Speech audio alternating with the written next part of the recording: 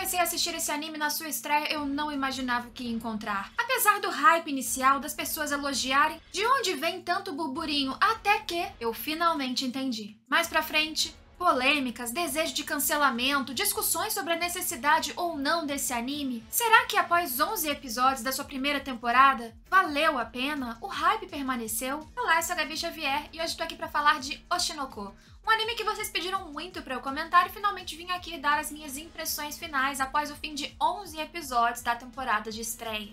Um anime que conseguiu sobreviver e chamar a atenção apesar da dificuldade de você conseguir assisti-lo por aí. Um anime que foi muito mais do que uma história de idol, um anime que envolveu polêmica, sofrimento, mas também muito aprendizado. Eu acho que o anime é visualmente muito legal. A gente tem uma estética somada ali de traços e cores, especialmente no anime, é claro, que trazem uma identidade diferente para Oshinoko e fazem sentido dentro dessa história que a gente tá trabalhando de show business, entretenimento, luzes e cores. Isso tudo traz uma energia e uma magia que é completamente coerente com o ambiente retratado. Fora isso, a gente tem uma trilha sonora ou a parte musical em si, seja a diegética, que é aquilo que tá tocando em cena, ou a trilha sonora não diegética, que é aquilo que toca no fundo mesmo, né? Não faz parte do enquadramento em cena dos personagens. Isso é um elemento muito trabalhado, é claro, um ponto alto também, porque é uma história sobre não apenas idols, mas, como eu disse, é entretenimento, o mundo pop. Quem canta, quem trabalha nisso, então a música é muito importante e várias vezes presente na história. Essa é uma história que apresenta inicialmente uma idol muito famosa, cativante, que atrai todos os olhares, chamada Ai Hoshino.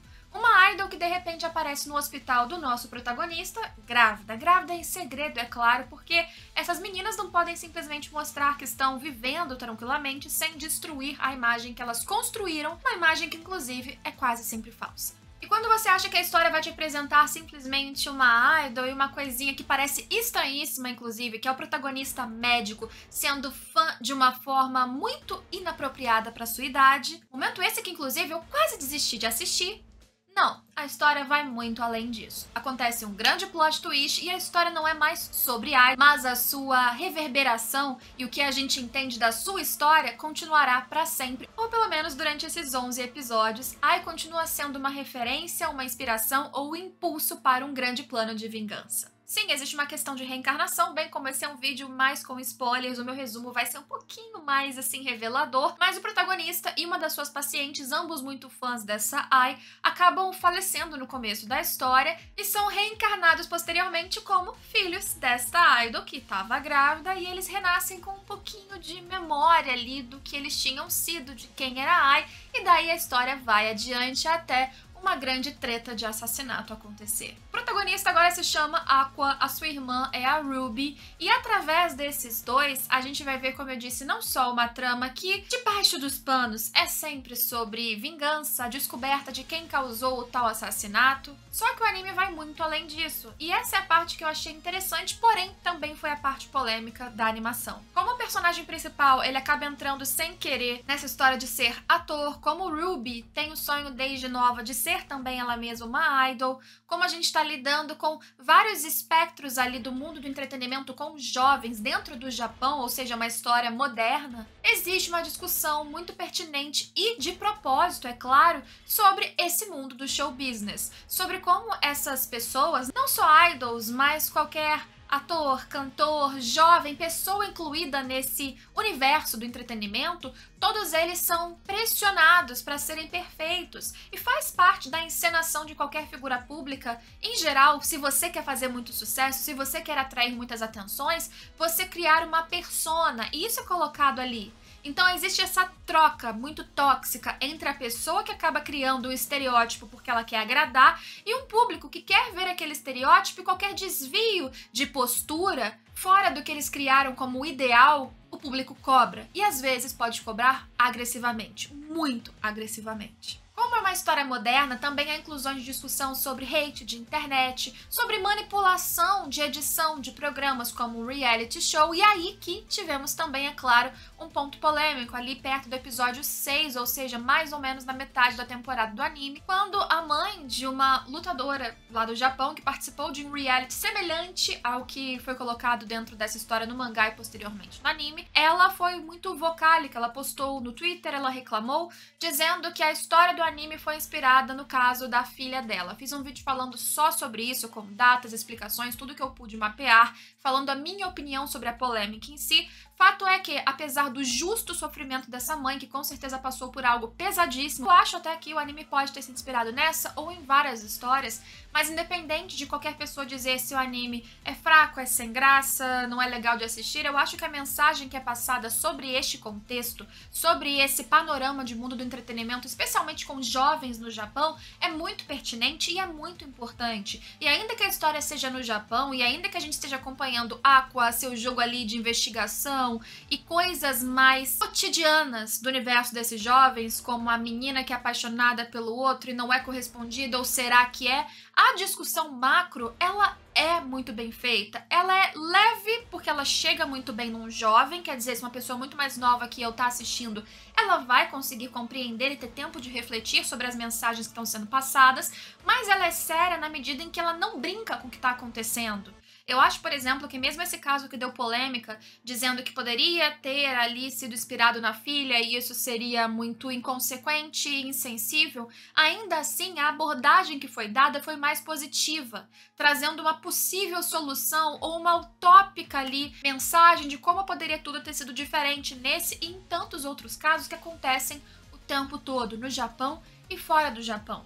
Esse é um anime para as pessoas que dizem é só você desligar a internet, é só você ignorar um ou outro comentário de hate, entenderem que no seu mundo, talvez, você receber ali, nossa, porque você teve um comentário que viralizou 30 pessoas te xingando, é uma micro bolha. E isso se não te afetou, que bom, mas imagine pessoas que recebem isso numa proporção muito maior. O que eu acho que o anime conseguiu trazer muito bem ao longo desses 11 episódios, já falando aqui, foi a mensagem de que essas pessoas não estão lidando só com a internet, com o hate do público, com a expectativa das pessoas. É 100% do tempo você se montando para se apresentar no palco, ou de frente para as câmeras, num show, e também como você se movimenta e como você faz e quando você posta aquela foto no seu dia a dia.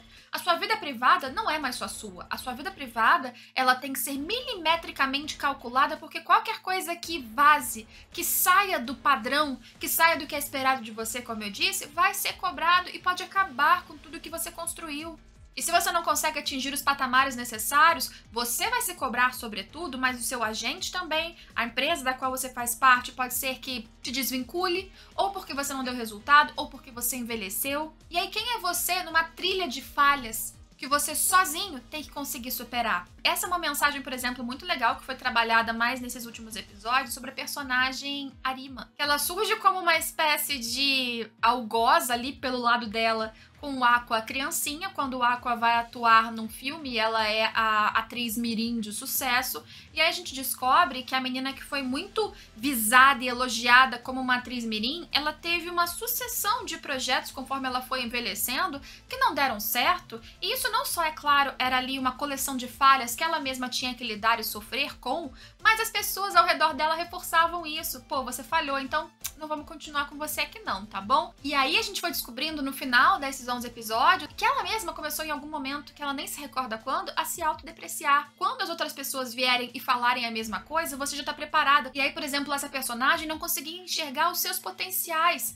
não aceitava, por exemplo, o seu foco ali na frente do trio de idols Bikomachi, que agora recebe o mesmo nome do grupo de idol que tinha a Ai Hoshino, porque ela não era boa o suficiente, e ela cantava bem, ela sabia brilhar, e quando ela viu um olhar do Aqua, uma pessoa que importava pra ela dizendo você, quer dizer, silenciosamente mostrando que você é boa, eu estou aqui por você, ela brilha, ela se permite extravasar, mas olha quanta coisa que tá ali apertando, retraindo, machucando, essas pessoas que a gente enxerga aí, hoje muito mais na internet do que na TV, né, mas enfim, essas pessoas que estão brilhando e você acha que elas são estrelas, a própria Ai, e no fundo tem tanta coisa a esconder.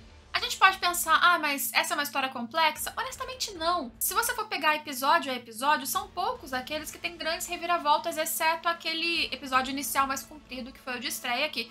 É um prólogo. Só que dali pra frente, os episódios, como eu disse, são muito mundanos. A gente vai acompanhar um como ator, a outra como idol, ali na escola, e a Arima que agora gosta do Aqua, e o reality show acontecendo. Aí vem uma situação polêmica, que foi todo o plot da tentativa de tirar a vida, do hate virtual, muito importante. Aí depois a gente volta, triângulo amoroso, a Akane agora gosta do Aqua também, e de quem que o Aqua gosta, e aí é tudo muito bobo. Aí a gente entra numa seara ali de questões adolescentes, porque é um elenco, sobretudo adolescente, um elenco pequeno que facilita pra história trabalhar, mas eu não acho ruim, porque aqui e ali a gente tem discussões, como eu disse, muito pertinentes, tratadas de forma leve, e a história ainda me interessa. Não posso opinar sobre qualidade de adaptação em si, porque não li ainda até este momento por escolha, não fui atrás do mangá, mas o que me foi apresentado neste momento, até os 11 episódios do anime, me foi suficiente, foi redondo, foi objetivo, serviu para eu querer continuar assistindo depois que tivermos uma segunda temporada. E aí um último pensamento, se é um anime que fala muito e critica muito a indústria do entretenimento,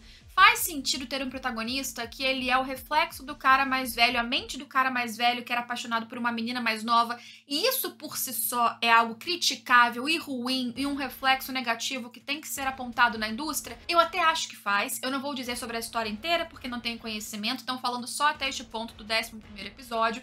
Como eu disse, essa questão, essa visão do cara pela menina jovem ali, paciente dele, o que é um agravante maior ainda, me deu um desconforto e eu acho, na minha visão, pode ser que exista toda uma questão da minha análise pelo que eu penso da situação em si, mas o que eu vi no anime foi uma crítica interna, porque ele se condenava e ele várias vezes, quando estava confuso com esse sentimento, ele percebia, sutilmente ou mais explicitamente, que aquilo não era muito certo. E nos últimos episódios eu percebi, e aí eu achei mais legal, quando teve um momento do Aqua dizendo que ele, quando renasceu quando criança, bebê, ele tinha ali aquela amnésia infantil, apesar de ter reter as memórias da vida passada.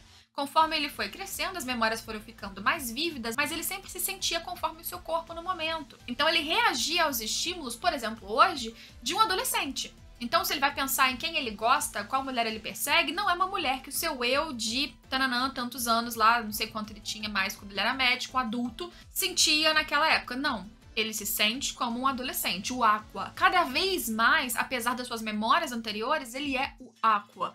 Um jovem adolescente que gosta de meninas mais ou menos da sua idade. E aí a questão vai ficando menos problemática, porque ele mesmo já se questionou também que qual é a visão que ele tem da Ai? É como fã ou é como filho? Essas coisas foram se confundindo e eu acho que não existe mais aquela nuance problemática que existia no começo do anime, que ainda assim eu acho que foi mais ou menos, não foi explicitamente, mas mais ou menos criticada até pela própria visão do protagonista, que via que aquilo ali não era muito legal. Por fim, algo que eu não achei tão positivo, mas eu não sei como é o mangá daqui pra frente, é que eu achei que a finalização com o 11º episódio, ela não foi tão emblemática assim. O anime abriu com algo extremamente bombástico, ele teve ápices ao longo dos seus 11 episódios, mas não terminamos ou nunca tivemos um ápice tão incrível quanto esse prólogo inicial, que foi inclusive um episódio mais longo. Eu acredito que eles tenham terminado aqui, deixando e continua, basicamente, não teve nada extremamente gritante, mas eu acredito que eles fizeram isso provavelmente para não atropelar algum tema do mangá, começar algo e terminar do nada. Nem tudo deixado como uma ponta solta funciona como um gancho perfeito, pode simplesmente parecer um furo e gerar uma frustração muito maior no espectador. Então o último episódio para mim não foi um ápice, mas foi uma conclusão de algumas coisas emocionais de personagens que foi o suficiente para eu querer continuar. Eu continuo achando o anime útil, eu continuo achando o anime divertido. Eu não acho ele um suprassumo de narrativa, e nem precisa ser. Isso eu falo em outro vídeo, em algum outro momento, mas eu acho que a gente precisa normalizar gostar de algo porque se divertiu ou porque foi bom naquele instante. Se eu indico? Sim, eu acho uma mensagem interessante para quem gosta desse tipo de história, mas não esperem, caso não tenham assistido, algo extremamente complexo, com personagens cheios de motivações ali em camadas, não. Só é uma história redonda, simplificada, bem reduzida e com discussões importantes sobre esse mercado de entretenimento que eu sempre acho muito boas de serem levantadas, na minha visão. É claro, se você discorda de mim sobre Oshinoko, ou se você quiser comentar aqui sobre a sua opinião sobre esses 11 episódios, eu vou ficar muito grata. E quero saber a opinião de leitores. A história tá muito diferente? O mangá é melhor ou pior? Devo ler ou não? Para vocês em todos os próximos vídeos aqui no canal sobre outros animes, porque tá começando nova temporada e tem muita coisa pra gente comentar em breve. Até a próxima. Tchau, tchau!